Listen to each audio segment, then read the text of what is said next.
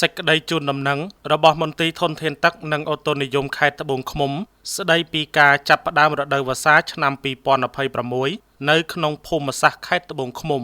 យោងតាមការតាមដាននិងវិភាគស្ថានភាពអាកាសធាតុព្រមទាំងទិន្នន័យអូតូនិយមបច្ចុប្បន្នមន្ត្រីធនធានទឹកនិងអូតូនិយមខេត្តត្បូងឃ្មុំសូមជម្រាបជូនសាធារណជននិងអាជ្ញាធរពាក់ព័ន្ធឲ្យបានជ្រាបថារដូវវស្សាឆ្នាំ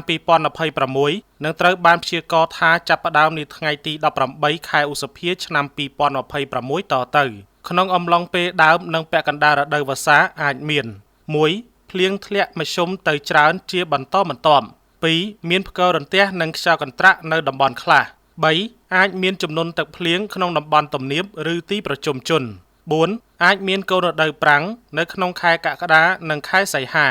5. អាចជួបប្រទះព្យុះត្រូពិកព្យុះថឺណាដូតូចៗអាស្រ័យដោយបានជម្រាបជូនមន្ត្រីធនធានទឹកនិងអូតូនិយមខេត្តត្បូងឃ្មុំសូមជូនដំណឹងជាសាធារណៈនិងប្រជាពលរដ្ឋនៅក្នុងខេត្តត្បូងឃ្មុំសូមមេត្តាយកចិត្តទុកដាក់ប្រុងប្រយ័ត្នពេលមានភ្លៀងផ្គររន្ទះនិងខ្យល់កន្ត្រាក់ចំពោះកសិករត្រូវរៀបចំផែនការដាំដុះស្រូវដំណាំរួមផ្សំតាមស្ថានភាពទឹកភ្លៀងនិងជាពិសេសអាជ្ញាធរត្រៀមវិធានការបង្ការនិងឆ្លើយតបគ្រោះទឹកជំនន់គ្រោះរាំងស្ងួតខ្យល់កន្ត្រាក់ដែលអាចកើតមានឡើងជាយថាហេតុមន្ត្រីធនធានទឹកនិងអូតូនិយមខេត្តត្បូងឃ្មុំនឹងបន្តតាមដានសភាពការអាកាសធាតុនិងជម្រាបជូនជាបន្តបន្ទាប់ក្នុងករណីមានការប្រែប្រួល